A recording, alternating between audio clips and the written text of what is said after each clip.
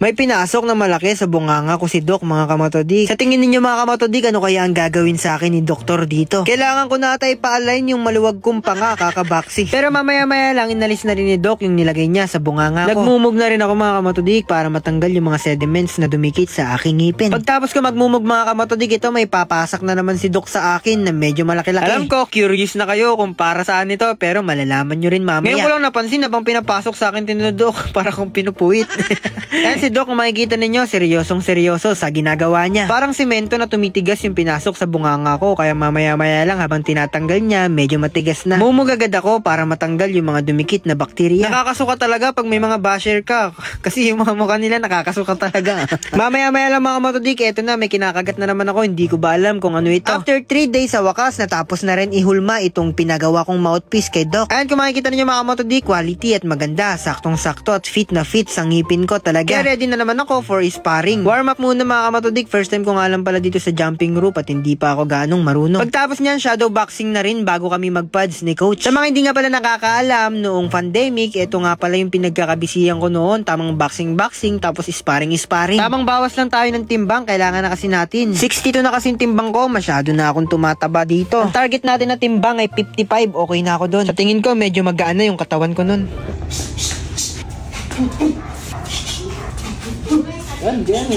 Nagpapaturo lang ako ng shadow boxing kay coach kasi ngayon lang ako sumubok ng ganito. Wala namang masama kung lahat ng bagay isusubukan mo. Mas maganda na rin yung nag-e-explore ka. At least alam natin at nararamdaman natin kung ano ba yung pinagkaiba ng iba na ginagawa nila. Ang minimin ko lang doon sa sinabi ko kagaya ng ginagawa ko. Mahilig kasi ako mag-idolize at tumaya sa boxing. Mahilig talaga ako magsugal mga kamatodik, lalong-lalo na kapag basketball o kaya boxing. Ngayon nagsubok-subok na rin ako mag-boxing, kaya at least ngayon alam ko na yung feeling ng mga boksingero kapag sinusuntok at hindi nakakatama.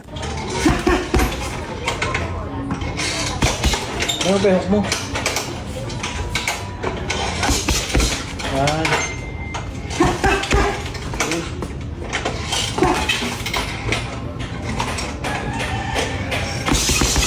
Jab sila pero.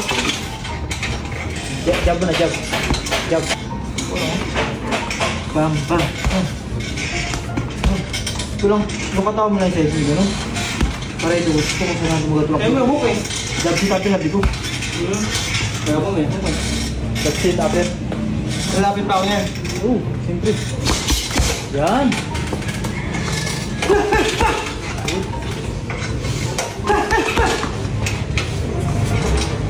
Okay, dito na natin pang-neck task.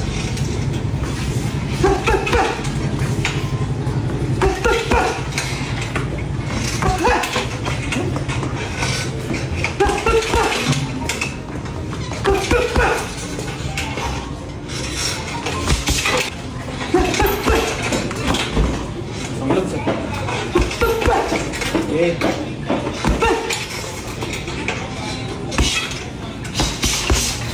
Okay.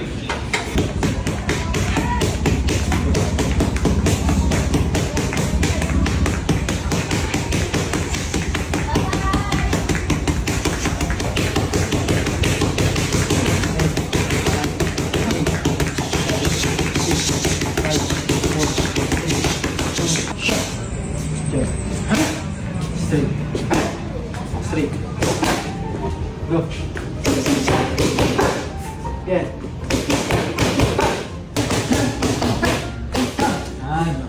Hey. Go. Come on. Okay. Okay, last one.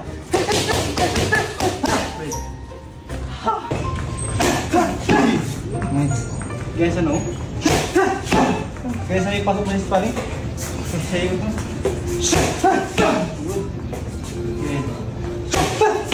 Good. Okay. Last one. Time. Pagtapos ng session namin ni coach na nakakangalay, eto na, mag-i-sparring na kami. Light lang para lang ma-apply ko yung tinuro niya sa akin kanina.